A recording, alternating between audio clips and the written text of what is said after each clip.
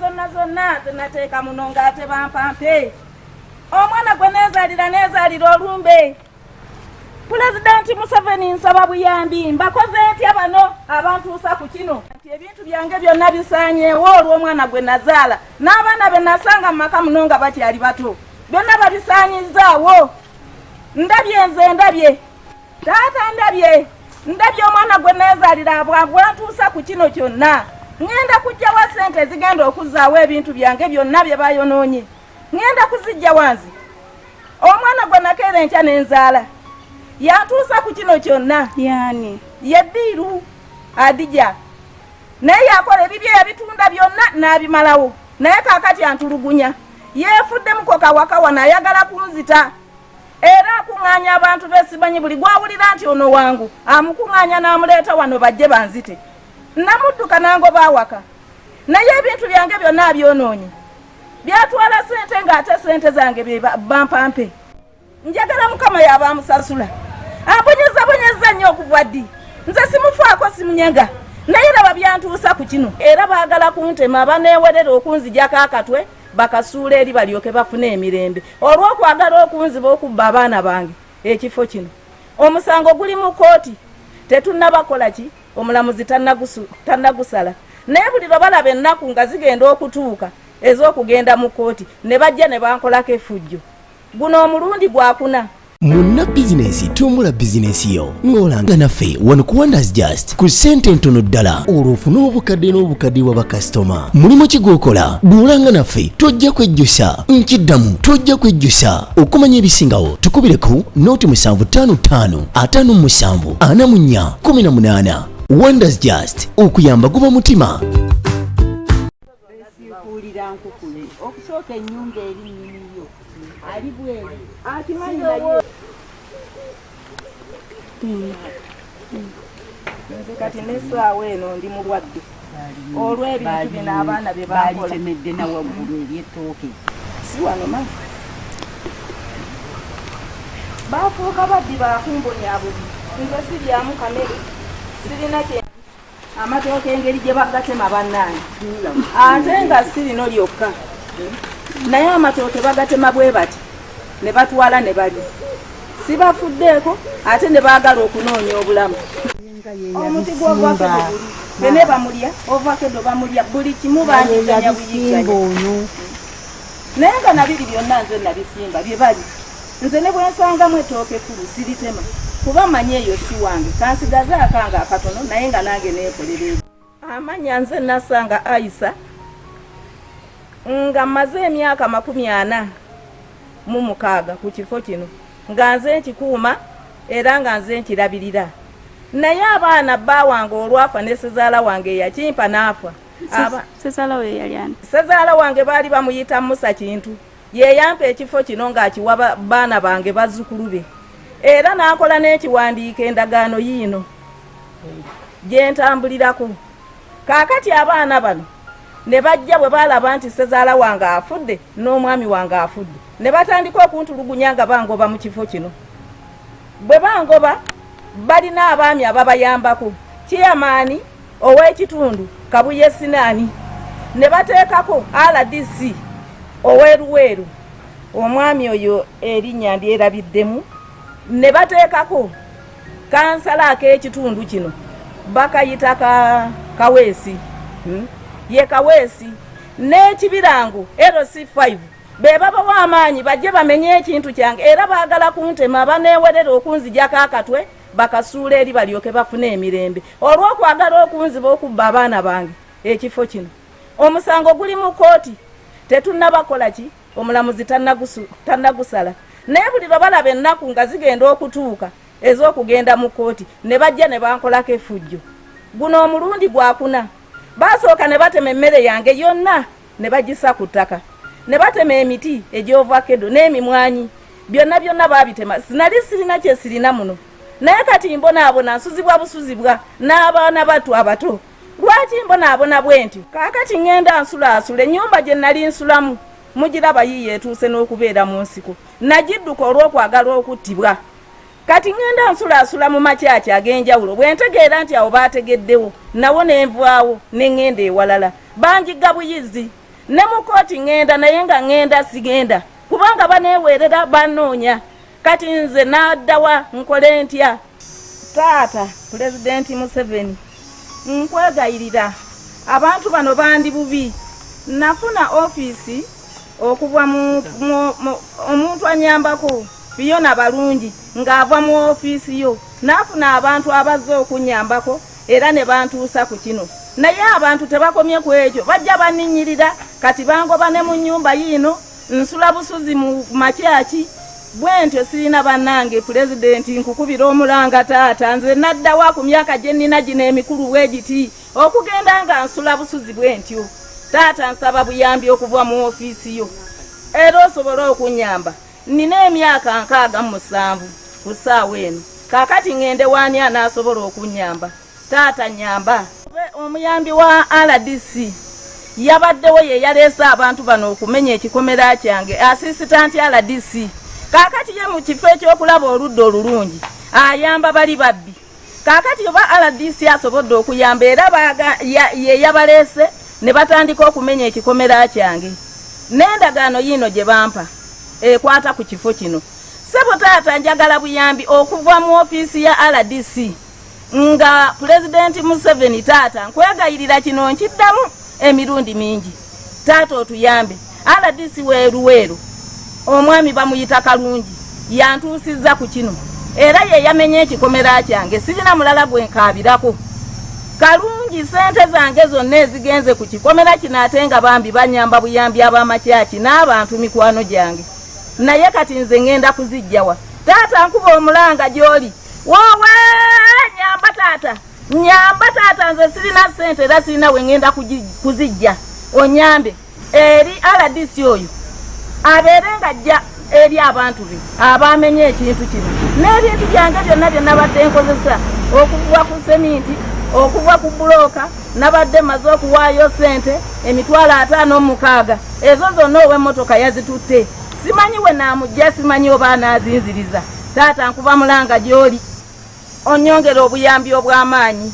Omuntu ogwampa okunyamba akoze kyonna ekisoboka naye abantu bano balina amaanyi mangi kati simanyi banoonya obulamu bwange bwonna babusaanyeewo.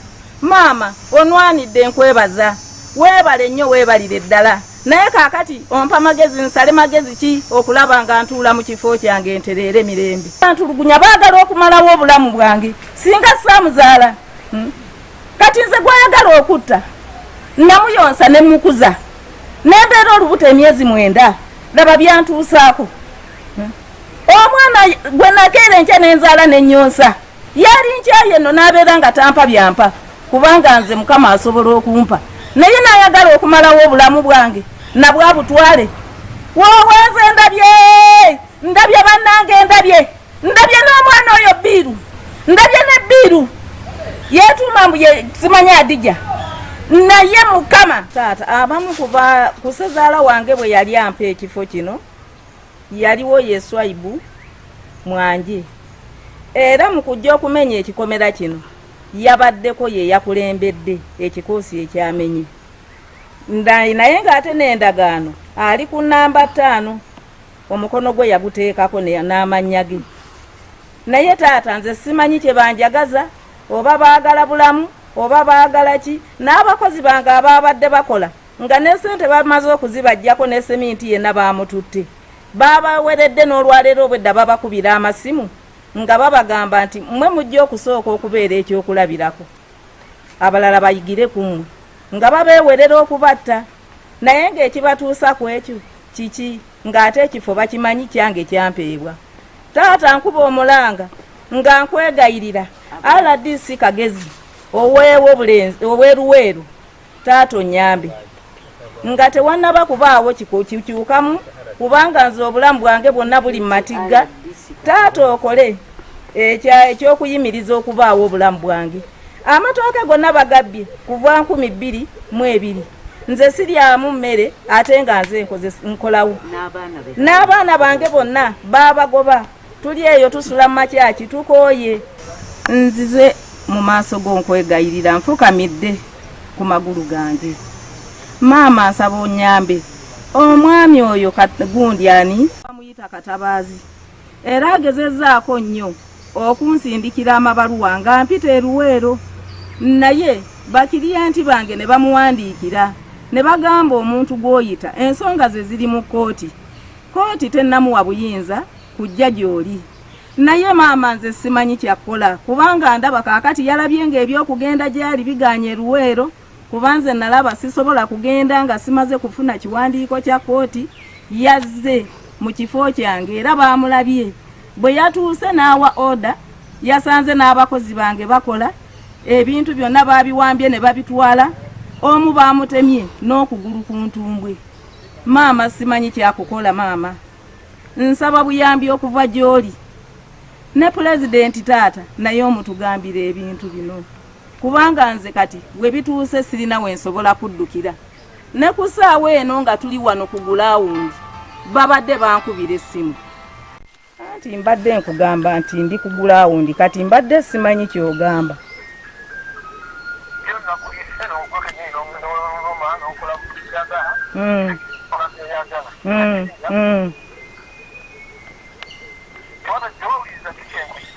Nakugambye ndi wala nga sisobola kuvaayo kutuuka wano, kuba n'omuntu bw'oba omuyita mu gundi ng'alina omusango mu kkooti omuwe ennaku, naye gwe wanguddeko essaawa 6 essaawa eyo yennyini ng'okola ki?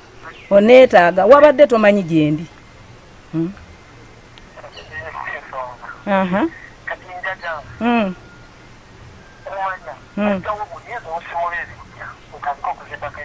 Bijja ki bye nasimula, bye nabadde nkubuuza, bijja ki bye nasibula era kyani n'ekyani? Kuba nze ndi muntu mukulu ntegeera. Ekyokubiri nze mbadde nkuuma ekijja kino.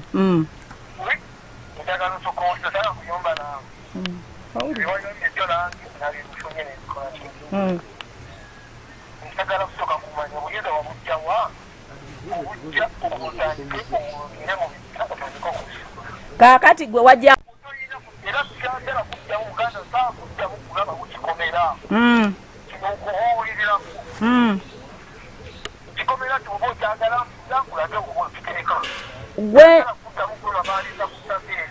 gwe ali waggulu w'amateeka, omukono gwo wateekako gwaki ku ndagaano eno? Kyenkubuuza singa omanyi nti si wange.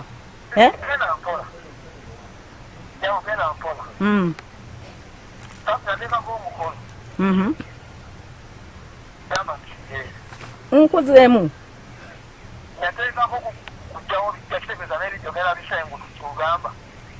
bijja bimeka bye nasengudde?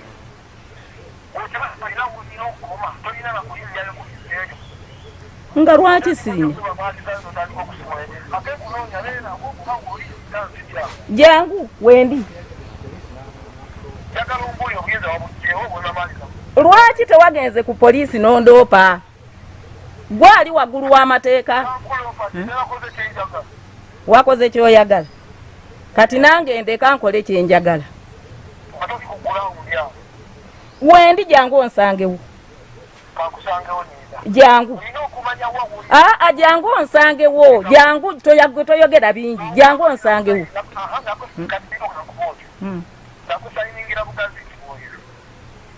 Gwe wampa. Gwambuuza gwe wampa.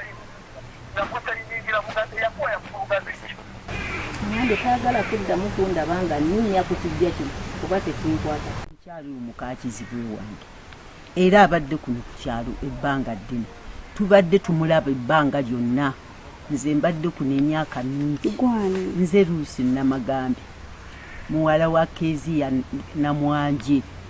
Jjajjange ye Kasiba ye nannyini mayiro eno gye yawaako baganda be. Ono yali muganda we n'amuwaako ekazi 5 mu ttaano. Kaakati ono najja afumbirwa kizibwe wange era ebbanga lyonna abaana abazaalidde wano. Nze mbadde mulaba nga talina wano ge maka gano ge yabeeramu. Era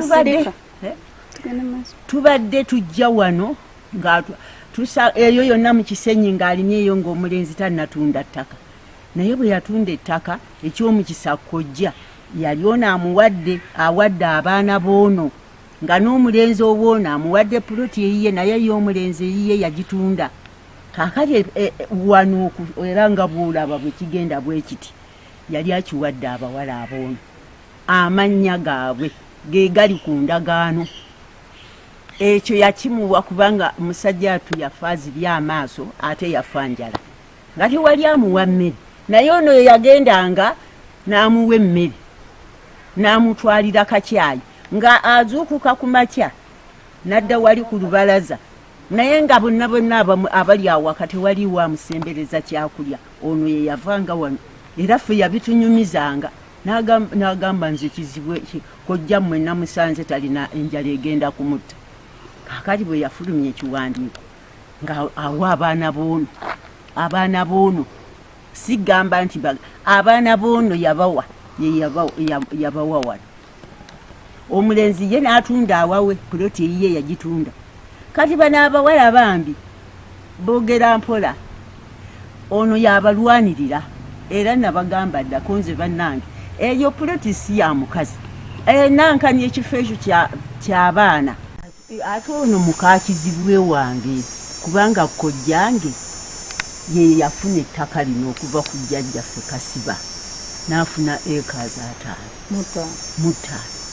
Kaakati ettaka lino ligendera ddala eri, naye bawoono ye yatandika okutunda ettaka nga batunda ne maama we, naye ng'ono ye kojjange yali yawadde abaana boono ng'abawadde ekifo kino.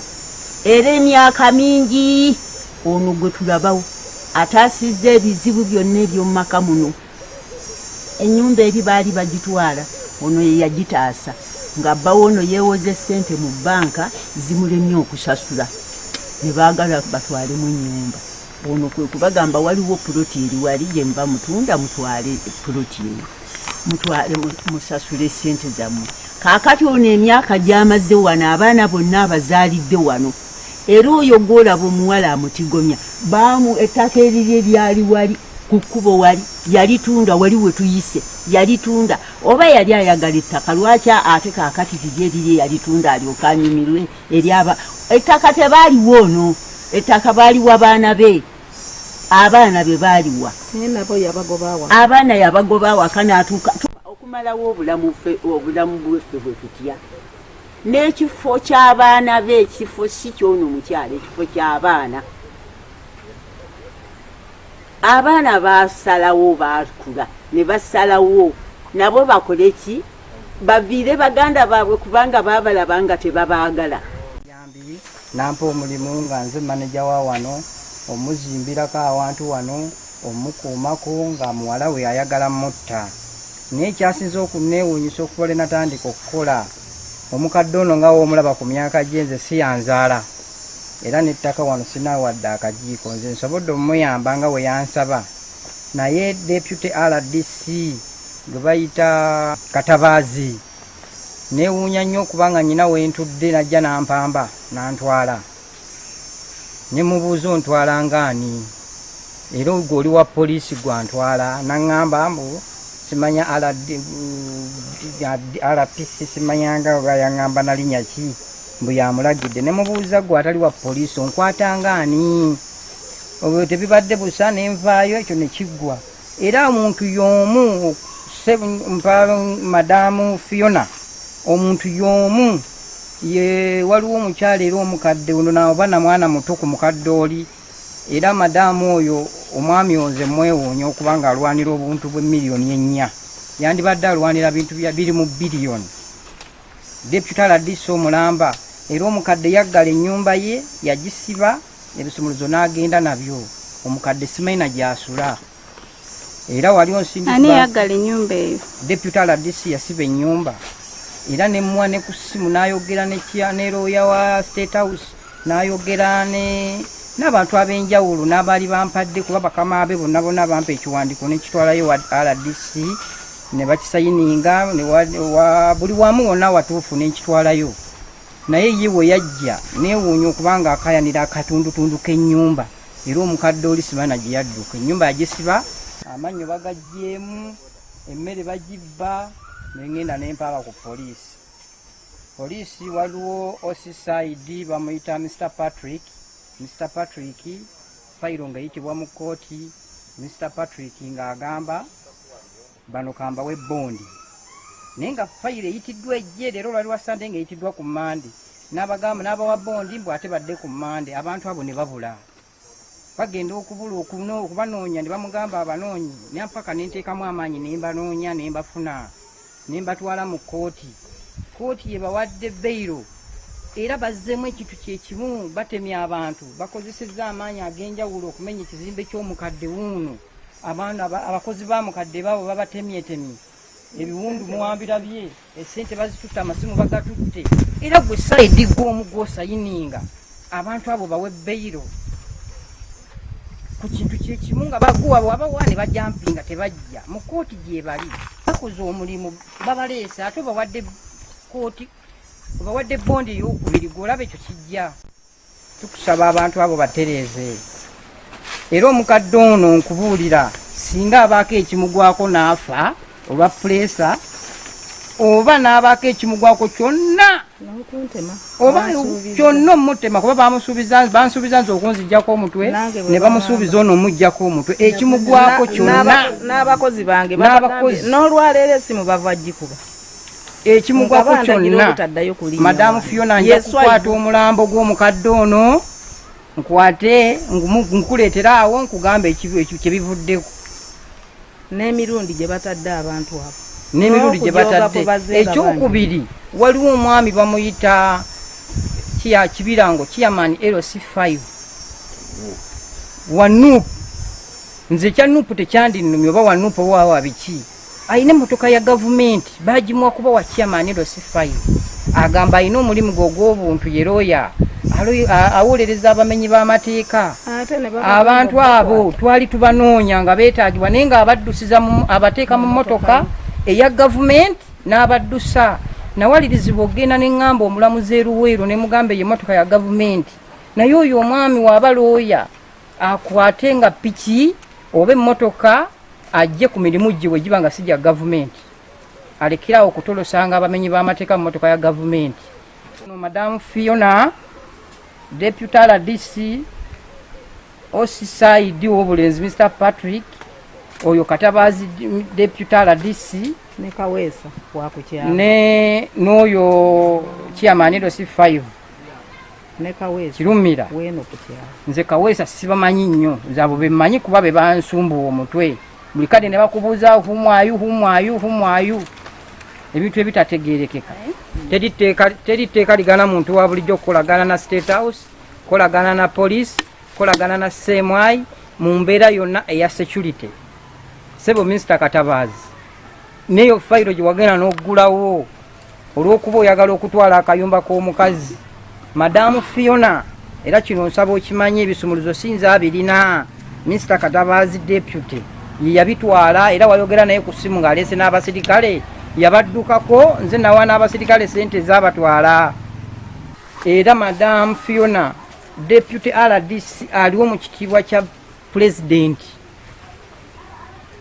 essuubira yandibadde yayamba ono naye tamuyamba yegase n'abamenyi b'amateeka bakwata mmotoka za gavumenti eziriko yugi nga bateekamu bamenyi b'amateeka kutuwamba kati nze yaŋŋamba ayine mundu simanya SFC yanpita mu mirembe n'antuuza ku hotel bagita unique atandika kuŋŋamba ebintu ebiri very stupid ebitategeerekeka emundu ze za SFC tezinkwatako wabula njagala mukyalo naabe mu mirembe wabuli wabeera ng'akaaba bwati ng'abantu abo be bakaaba pulezidenti bo babeera bamanyi pulezidenti yakikoze kuba bali mu kiti kya pulezidenti naye ffe tunaaba tukyali balamu Madamu Fiona ffe abo abantu tugenda bakuwa tewali agenda kwonoona pulezidenti kati tunulira omukadde ono singa afa ekizimbe ekyo nga bakiye pulesa ne zimukuba era nja gukwata omulambo Madamu Fiona ngukuleetere nkugambe gwe guno gwe nali nkugambako oba bye bino bye nali nkuzijjanga ku ofisi ne nkugamba nawe mulaba embeera eri wano yanze yingeri yakoze omulimu guno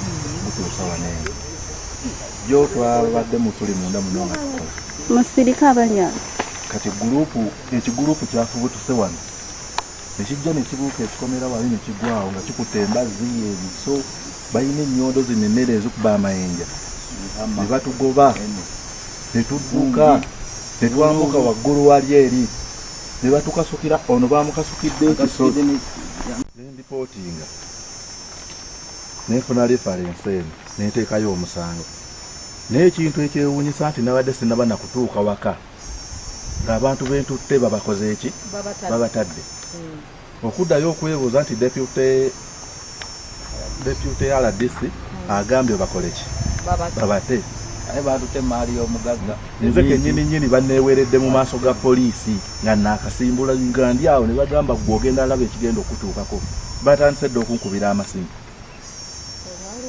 olwaleero luno batandise okunkubira amasimu bambuuza baŋŋamba ogenda alaba ebyabaddewo ogenda kulaba gwe bw'ogenda okubeera ekyokulabirako kati obulamu bw'abantu buli mu lusuubu tuli mu buzibu naye nga biva ku RDC omuwala Nalubowa yayisaawo n'akwata ekibulooka atiba ono ku mutwe kuba ono yagenza okwetoloola otuuka wali ng'ali wali ku geeti n'akwata ekibulooka amukube n'ateekawo omukono n'adduka kati batandise otukubira amasimu batukangakanga ffe tugenda obeera ebyokulabirako eri abalala kati obulamu bwaffe buli mu lusuubu tuli muzibu abantu bangi yabadde mu ssente ezabadde zigenda osasula emmotoka ereese matiriyo 56,000 babitwala batwala wilbalo batutte ebintu bingi ne piki yange babadde bagindesezaawo era okukomawo kwe kuntema okugulu n'amatooka ogalaba komera bakiye Kagame aliwa Kagame simanyi gy'ali. Esaba. Yeah, but the file is being handled. You get it from me. The file is being handled, and the reason why they were not, the reason why those people were given a bond, baba wa bondi wansongemu eri family matter. Ostegera.